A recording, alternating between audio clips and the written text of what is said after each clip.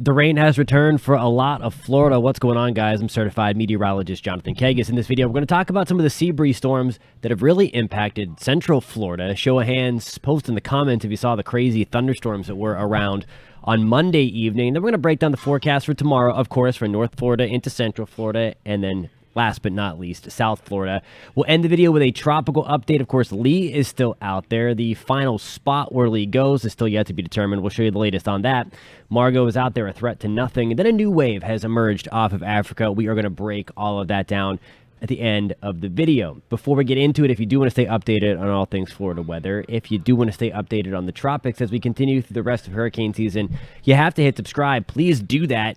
If you find this content helpful, please give it a thumbs up. It really does help us out a lot. All right, so here we go. 4 o'clock, 5 o'clock on your Tuesday. We're going to be dodging a few more thunderstorms. I don't think on a widespread scale we see these things as intense as what we saw on Monday evening or as widespread. There will be a few nasty thunderstorms out there, but again, on the scale that we saw Monday evening, I don't think that we're going to see that. But again, a few storms lingering to the west of Orlando late tonight. You see 8, 9 o'clock, we still have a few lingering thunderstorms through the I-75 corridor, and then especially closer to the Gulf Coast. So just keep that in mind that there will likely be a few thunderstorms lingering, kind of like what we saw last night. I just don't think on the magnitude of what we saw on Monday evening. There you go. Wednesday, commute into work, looking very nice weather-wise. Just a few more storms bubbling back up. We're going to dial back the rain chances just a little bit on Wednesday in Central Florida. Just a 30% shot for storms right around the Central Florida area again by 5 o'clock. In terms of the temperature, look at that. You see the average high. That's what I want to point out to this. We're now at 90 degrees. So we're starting to take strides to climatologically anyway, cooling things down. Our highest average high temperature is 92. We've now fallen back to 90. I know it's baby steps, but we're getting there. 93 degrees is the forecast high, though, for us in Sanford on Wednesday. Same for us in Orlando. We're at 87 in Melbourne, 88 degrees in Titusville, Lakeland. We're going to check in closer to 91 degrees as we move into Wednesday afternoon. Before we get into the pinpoint forecast, I want to show you kind of what is going on. A couple of things to pick out on the water vapor imagery. We have this big upper low right here. That is going to try to bring some drier air down, especially into the panhandle of Florida. We really don't reap the benefits of some cooler air that a lot of the country is going to get into in Florida, of course, until we get some of those stronger cold fronts to push through. That typically doesn't happen, of course, until we get deeper into October, sometimes November, especially in South Florida. So that is feature number one that is going to be moving through. That is actually going to be driving feature number 2, and we're going to get into more about Hurricane Lee coming up at the end of the video in the full tropical update. But essentially, this thing is going to protect Florida from Lee. I know there's been a lot of anxiety because Lee is literally still just sitting there almost in the same spot that it has been over the past couple of days, and there's been a lot of comments on, is this coming to the west? Isn't going to blow by to the west? Well, one of the things we've been highlighting since last week is this guy right here. It's going to continue to dig down into the deep south. That was thankfully well modeled. And as it does that, it's going to yank Lee further to the north. So places in New England and the Canadian Maritimes really need to be watching out for what could happen with Lee a little bit later on down the pipeline, really, as we get into the upcoming weekend or so. Back to the future radar, and then we'll get back into a deeper tropical update for you. A couple of things, again, we're watching. There is a nice representation here, 4 or 5 o'clock, of the sea breeze initiation. We have those thunderstorms hanging around I-95 all the way from Jacksonville into St. Augustine. We have more thunderstorms around the panhandle of Florida through Pensacola, Port St. Joe, Apalachicola. Everybody clears out at a decent hour tonight. There's 10 o'clock, just a few lingering showers around. If you're walking the dog late, I think you're going to be okay by that time anyway. We'll do it all again tomorrow. There's 9 o'clock on your Wednesday morning. Things are looking pretty good. Most of us are dry. And then you saw right there the little flare-up. That was a sea breeze initiation with the heating of the day. And then a small collision right smack dab through the Florida Peninsula, right in interior Central Florida to increase our storm chance a little bit. I don't think as high, though, as what we've seen over the past couple of days. All right, so your pinpoint forecast. Before we get into your tropical update, Tallahassee, we're checking in at 91 tomorrow, 20% shot for a couple of those storms. See a higher chance in Pensacola. We highlighted that on future radar for you, that little cluster of thunderstorms. That could extend back towards Apalachicola as well. St. Augustine, Jacksonville, we're pretty dry close to the coast.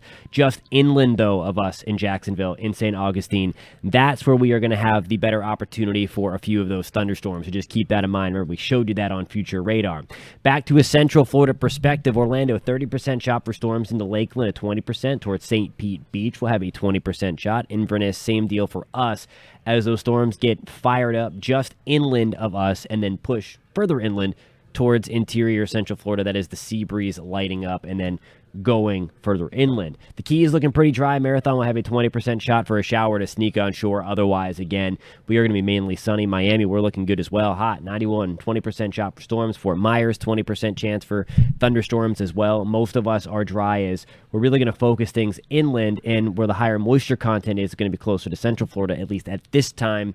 That little dip in the jet stream going to help some things out to fire up those thunderstorms closer to the north.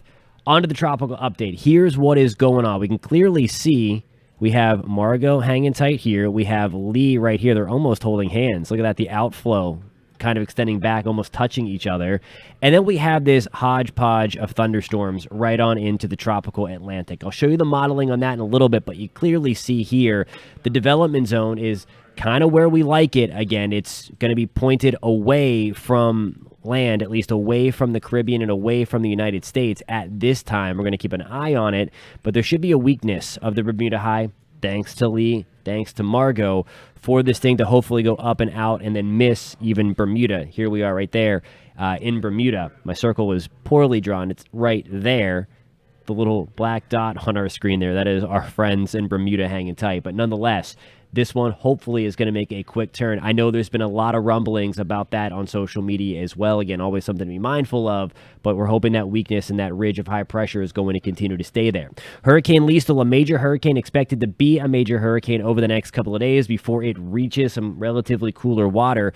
But look at this, even by Saturday, we're still talking about a Category 1 hurricane, a largening system. This thing is going to be growing much, much bigger as it weakens as well. So that's going to be one thing that our friends in New England and the Canadian Maritimes are going to have to deal with. 75 mile per hour, Category 1 hurricane by Saturday.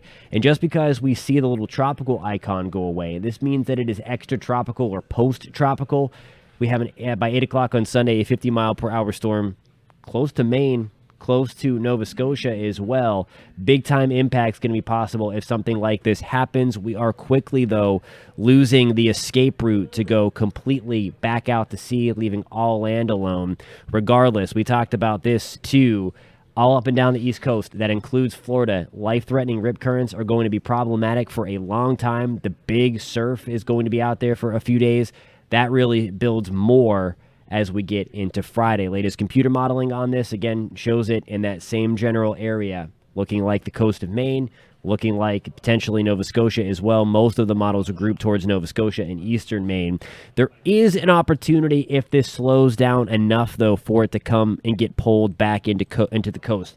Maybe towards New Hampshire, maybe even as far south as Massachusetts. But again, it looks like if it is going to do that, it would be closer to Maine.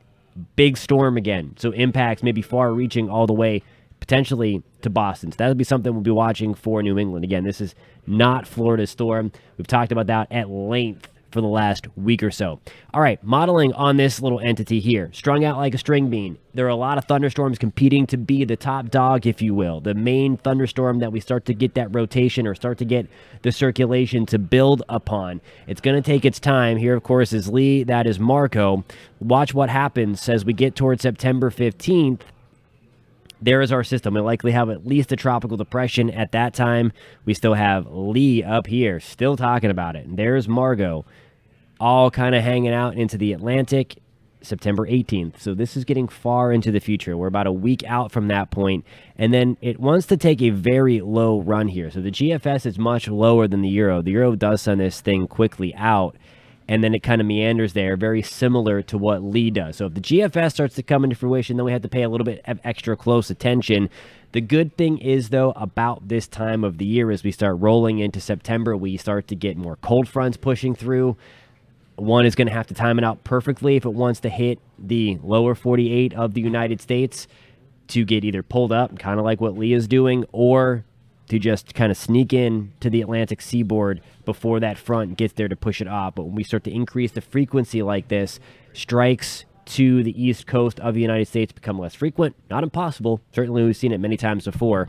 But again, just something to be mindful of as we go 10 days out. But again, there is nothing imminent coming to Florida, of all of the action that is bubbling out there. Right now, only one storm is threatening land. That is going to be New England, Canadian Maritimes. That's they're going to have to watch as we get into the upcoming weekend. Thank you guys so much for tuning in. Again, if you found this content helpful, give it a thumbs up. If you want to stay updated on all things Florida weather and, of course, the tropics, as we are now on at least the better side of peak, but still in the peak season, you have to hit subscribe. Please do that, and we will catch you next time.